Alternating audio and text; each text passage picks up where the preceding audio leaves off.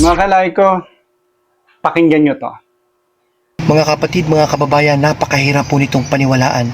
Subalit mismong ang Diyos Ama na po ang nagsabi po sa akin na ako ang Noe sa modernong panahon na ito. Pero hindi niya po ako inuutusan na gumawa ng malaking arko. Iba po ang inuutos niya po sa akin na gawin ko. Mga kapatid, mga kababayan ko, ang buong pangalan ko po ay Leonel. Kung babasahin po natin ito ng pabalik sa kalagitnaan po nito, na doon po ang pangalang Noe. Mga kapatid, mga kababayan, kagabi po, may maglakbay po ang aking espiritu sa pintuan ng kaharian ng Diyos. Mismo ang Ama po ang nagsabi po sa akin, pinapanganak pa lang daw po ako, kilala niya na ako. At alam niya na po, pag edad ko po ng 38 years old, ay doon niya po sa akin ipapakita at ipapaalam yung kanyang calling sa akin, yung kanyang utos po sa akin. Marami po mga milagro na pinakita sa akin ng Panginoong Jesucristo. Mga pinag-pray ko po na hindi po kapani-paniwala na nangyari. Pero alam niyo po mga kapatid ko, kagabi lang po nalinawan ang isipan ko nang sinabi po sa akin ng Ama na ako ang Noe ng modernong panahon na ito. Mga kapatid, mga kababayan ko, pero hindi po ako inutusan ng Ama na gumawa ng malaking arko. Ito sa akin ng Ama ay ang malaking pananampalataya sa Panginoong Jesucristo. Ipagkalat ko na po sa buong sanlibutan. Ipaalala ko sa mga tao na si Jesus Christ ang kaligtasan sa panahon ngayon. Si Jesus Christ po ang arko sa panahon natin ngayon. Kung sa panahon po ni Noe, mga kapatid, mga kababayan ko, ang kaligtasan ay makagawa ng malaking barko, ang makaakyat sa barko ni Noe. Pero sa panahon po ngayon, ang kaligtasan daw po natin ay nakasalalay sa ating Panginoong Jesucristo. Amen, hallelujah, praise the Lord. Hala, yan ang nga ba sinasabi ko mga kapatid, mga kalay ko. No? Sawa ng tao siguro sa pag-claim na sila ang Mesiyas, sila yung darating na Panginoon, o sila yung si Moses. Ito bago. Siya, si Noe. Ang Noe sa ating makabagong panahon. Mga kalay ko, kapag dumating na ang katuparan o ang kaganapan, hindi na po binabalik ng Diyos ang anino. Ako ang ikalawang Noe. Bakit? Hindi na ba sapat si Kristo? At ano yung kanyang mensahe? Magsisi, magbalik loob, talikdan ng kasalanan. May bago ba doon? Halos lahat po ng mga banal at ng mga santo na nabuhay, yan din naman ang mensahe. Walang pinagbago. Pero hindi po sila nangahas na mag-claim na sila ay kahalintulad ng mga natatanging karakter o tauhan sa Biblia. Tsaka sandali lang. Kung sa totoo lang, kung yan ang mensahe, magsisi at talikdan ng kasalanan o ang kasamaan, hindi ka kapatid mukhang katulad ni Noe. Mas katulad mo si Juan Bautista. Sapagkat ang pinangaral ni Juan Bautista ay magsisi kayo sapagkat nalalapit na ang kaharian ng langit sa Mateo 3:2.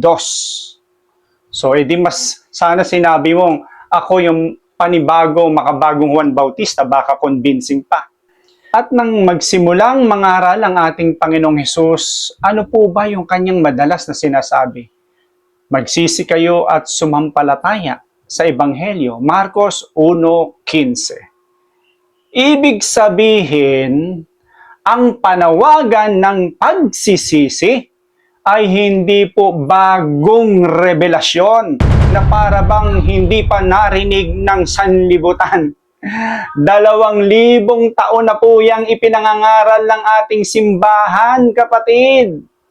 At hindi mo na kinakailangan na maging isang bagong Noe para lang sabihin at maipatawid yung mensaheng iyon. Ngayon, ito po yung malaking tanong. Bakit pa kailangan ng ikalawang Noe? Ano yung kulang? Hindi ba sapat yung ginawa ng ating Panginoong Hesukristo? Isipin po ninyo, si Noe ay iniligtas ang 8 tao sa pansamantalang baha. Samantalang si Kristo ay dumating upang iligtas ang sangkatauhan mula sa kasalanan at bigyan tayo ng buhay na walang hanggan. Ngayon, sino ang mas dakila? Ito ang mahalaga, sino ang katuparan? Sabi ni Jesus sa krus, naganap na. Tandaan po natin yan sa Juan 19:30. It is finished. Naganap na. Hindi niya sinabi may ipagpapatuloy pang ibang Noe to be continued dahil ang misyon ni Kristo ay ganap at sapat. Period. At narito pang isang bagay na maaring hindi po natin napapansin kasi na-overwhelm tayo kapag nakakarinig tayo ng gantong mga mystic, no? Kung ang arko ni Noe ay larawan o anino lamang ng mga bagay na darating pa, ano ang katuparan po nito? Walang iba kundi ang simbahang itinatag ni Kristo. Ganito ang pinapakita ng unang Pedro 3:20 hanggang 21. Ni San Pedro ang pagliligtas sa pamamagitan ng tubig nung panahon ni Noe sa binyag na nagdala sa atin kay Kristo mula sa Ama ng simbahan. Ngayon, ang arko ni Noe ay nakita bilang larawan ng simbahan kung saan ipinagkaloob ni Kristo ang kanyang pagliligtas. At anong sinabi ng ating Panginoong Hesus? Ikaw ay Pedro at sa ibabaw ng batong ito, itatayo ko ang aking iglesia. Mateo 16:18. Pansinin po ninyo, nagtayo na si Kristo ng nag-iisang simbahan, hindi niya sinabi na hintayin ninyo, wait lang, may ikalawang Noe para magtatag ng bagong daan. So malabo. Kaya kung may nagsasabing ako ang bagong Noe, kapatid, kung ikaw na nagsasabi nito, tandaan po natin, itatanong ko sa iyo, ano yung itatayo mo? May simbahan na, may ebanghelyo na, may mga apostol na, may mga sakramento na, may binyag na, may Eucharistia na, may otoridad nang iniwan si Kristo sa kanyang nag-iisang simbahan. Ngayon, anong itinatatag mo? Para sabihin mong ikaw ang panibagong Noe? Kailangan pa ba yon? Kung may idadagdag kang mga kapahayagan sa bagong aral o pamantayan na iyong gustong ipatawid o ipangaral, aba, malilihis na po tayo doon sa tingin na dapat ay nakafocus kay Kristo at hindi sa iyo. At iyan ang panganib na hindi natin maaring napapansin. Siyasatin mo ang iyong sarili. Ang tunay na lingkod ng Diyos ay hindi nagsasabing, ako ang sentro, ako ito, ako ang Diyos, o ito yung sabi sa akin ng Diyos, kaya dapat paniwalaan ninyo ko. Manapay ang sinasabi po ng lingkod ng Diyos ay tulad ng kay Juan Bautista. Siya ang dapat dakilain at ako ang dapat na mabawasan. More of you, less of me. 1:3:30. Diba? 1:3:30. Yan. Kaya mga kapatid, mga kalaiko, kung ang isang tao ay nagtuturo ng pagsisisi, salamat sa Diyos. Kaisa tayo dyan. Good yan. Tama naman yan, magsisi tayo. Pero kung sasabihin niyang, ako ang makabagong Noe na isinugo ng Ama, aba, huminto tayo. At itanong po natin, saan yan pinangako ni Kristo? Meron bang ano yan? Meron bang revelasyon patungkol dyan? Saan iyan itinuro ng mga apostol? Saan iyan kinikilala ng simbahang kanyang itinatag? Kung wala, huwag nating ipalit ang pribadong pag-aangkin ng isang tao sa ganap na pahayag ng Diyos kay Kristo. Hindi na po kailangan ng panibagong Noe. Dumating na ang dakila kaysa kanya. Walang iba kundi ang ating Panginoong Hesukristo.